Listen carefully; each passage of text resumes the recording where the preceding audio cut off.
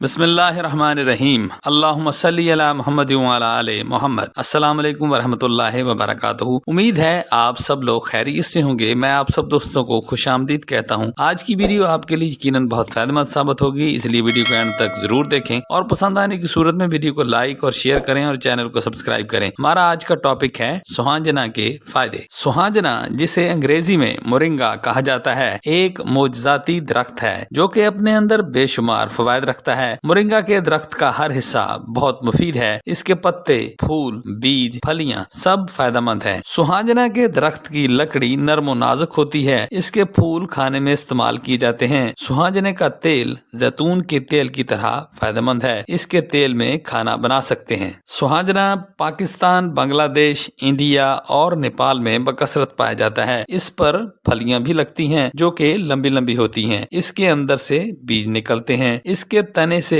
گوند نکلتا ہے جسے سوہانجنے کا گوند کہا جاتا ہے۔ اس کے پتوں کو سکھا کر استعمال کیا جاتا ہے۔ اس کے پتوں کا قہوہ بنا کر استعمال کرتے ہیں۔ اس کا اچار بھی بنایا جاتا ہے جو بہت فائدہ مند ہے۔ اب بیان کرتے ہیں سوہانجنا کی غذائی افادیت۔ سوہانجنا میں vitamin A, vitamin B1، B2، B3، B6، vitamin C, vitamin D اور وٹامن ای پایا جاتا ہے۔ اس کے علاوہ اس میں folate, calcium, iron, potassium, zinc اور فاسفورس پایا جاتا ہے۔ اگر سوہانجنے کا دوسری غذاؤں کے ساتھ موازنہ کیا جائے تو سوہانجنا سے دودھ سے زیادہ پروٹین ملتی ہے، دودھ سے زیادہ کیلشیم ملتی ہے، مالٹے سے زیادہ وٹامن سی ملتا ہے، پالک سے زیادہ آئرن ملتا ہے، کیلوں سے زیادہ پوٹاشیم ملتا ہے، کیلوں سے زیادہ وٹامن B2 ملتا ہے، مونگ پھلی سے زیادہ وٹامن B3 ملتا ہے، انڈے سے زیادہ میگنیشیم ملتا ہے۔ اب بیان کرتے ہیں کہ سوہانجنے کا مزاج کیسا ہے۔ اس کا مزاج گرم خشک تیسرے درجے میں ہے۔ یہ کافی گرم اور خشک ہوتا ہے۔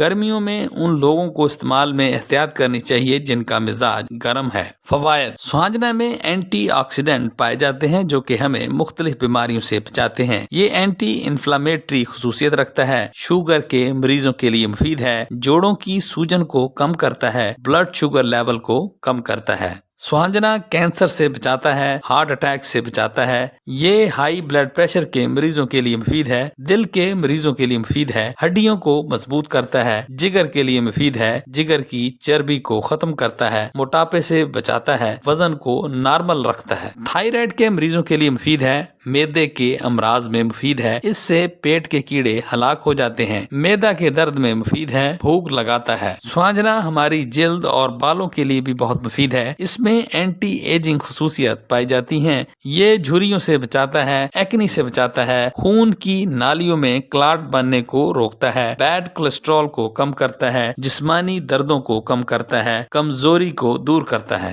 دمہ اور کھانسی میں مفید ہے، جسم میں جمع ہونے والے زہریلے مادوں کے نقصان سے بچاتا ہے، تلی کے ورم میں مفید ہے، درد کمر میں مفید ہے، جسم میں کہیں بھی ورم ہو یا سوزش ہو تو اس میں مفید ہے، گردوں اور مثانے کے لیے مفید ہے، تقویت باہ کے لیے مفید ہے، خون کی کمی کو دور کرتا ہے، قوت مدافعت کو بڑھاتا ہے، جسم کو طاقت دیتا ہے۔ استعمال: اس کو کھانے کے درمیان میں استعمال کریں کیونکہ اس کے پاؤڈر کا ذائقہ کڑوا ہوتا ہے۔ جو لوگ ایسے استعمال نہیں کر سکتے وہ کیپسول میں ڈال کر استعمال کریں۔ تازہ پتے لے کر چھاؤں میں سکھا کر پیس لیں، پاؤڈر بنا لیں اور کیپسول میں ڈال کر یا چمچ کے ساتھ کھا لیں۔ اگر کیپسول کی صورت میں استعمال کر رہے ہیں تو ایک کیپسول 500 ملی گرام کا صبح دوپہر شام استعمال کریں۔ اس کے مارکیٹ میں بھی کیپسول مل جاتے ہیں، اس کی گرین ٹی بھی مل جاتی ہے۔ جب آپ پودینے کی چٹنی بنائیں تو ساتھ میں اس کے پتے یا پاؤڈر شامل کر لیں۔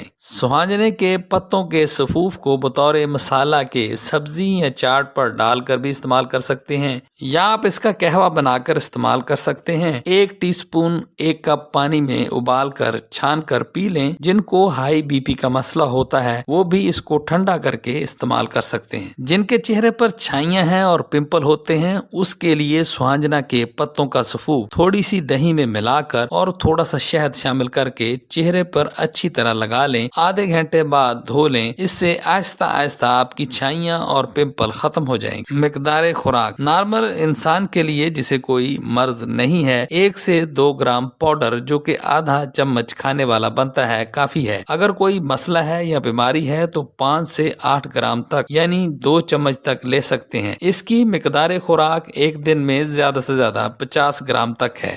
احتیاط: ضرورت سے زائد ہرگز استعمال نہ کریں۔ وہ لوگ جو کسی بھی مرض کی دوائی کھا رہے ہوں وہ پہلے اپنے ڈاکٹر سے مشورہ کریں، پھر سوہانجنا استعمال کریں۔ دوران حمل سوہانجنا بالکل استعمال نہ کریں، اس سے مس کیریج ہو سکتا ہے۔ سردیوں میں بہت احتیاط کریں، یا تو مقدار کم کر دیں یا پانی زیادہ استعمال کریں، ورنہ خشکی اور گرمی جسم میں زیادہ پیدا کر کے نقصان کا باعث بن سکتا ہے۔ وہ لوگ جن کا بلڈ شوگر لیول ڈاؤن رہتا ہے وہ بھی اسے استعمال نہ کریں۔ شوگر کے مریض استعمال کر سکتے ہیں۔ جن کی کڈنی ڈیمیج ہے وہ بھی استعمال نہ کریں۔ جن کا جگر پہلے سے ہی کام نہیں کر رہا وہ بھی مورنگا کا استعمال ہرگز نہ کریں۔ سوہانجنا ایک فوڈ سپلیمنٹ ہے۔ ہمارے جسم میں خوراک کی کمی کی وجہ سے جو کمی رہ جاتی ہے وہ ہم سوہانجنا سے پوری کر سکتے ہیں۔ کن لوگوں کو سوہانجنا کا استعمال کرنا چاہیے؟ نمبر 1، جن کو ملٹی وائٹامن کی ضرورت ہوتی ہے۔ نمبر 2، جو لوگ اپنا وزن کم کرنا چاہتے ہیں۔ نمبر 3، جو لوگ شوگر کے مرض میں مبتلا ہیں۔ سوہانجنا ایک ایسا درخت ہے جو کہ ہر بیماری میں فائدہ مند ہے۔ اس ویڈیو میں بیان کردہ احتیاط اور مقدار خوراک کو مد نظر رکھتے ہوئے اس کو ضرور اپنی خوراک کا حصہ بنائیں۔ یہ تھا میرا آج کا سوہانجنا سے متعلق معلوماتی پروگرام۔ تو آج کے لیے اتنا ہی۔ امید ہے آپ کو آج کی ویڈیو ضرور پسند آئی ہوگی۔ اس ویڈیو سے آپ نے ضرور کچھ نہ کچھ نیا سیکھا ہوگا۔ ویڈیو پسند آئی ہو تو اسے لائک کریں، چینل پر نئے ہیں تو اسے سبسکرائب کریں اور کمنٹ سیکشن میں اپنی رائے کا اظہار بھی کریں، اور اس ویڈیو کو اپنے دوستوں اور رشتہ داروں کے ساتھ شیئر بھی کریں۔ اور اس ویڈیو کی ڈسکرپشن میں اور بھی معلوماتی ویڈیوز کے لنکس دیے گئے ہیں، انہیں بھی ضرور دیکھیں۔ شکریہ۔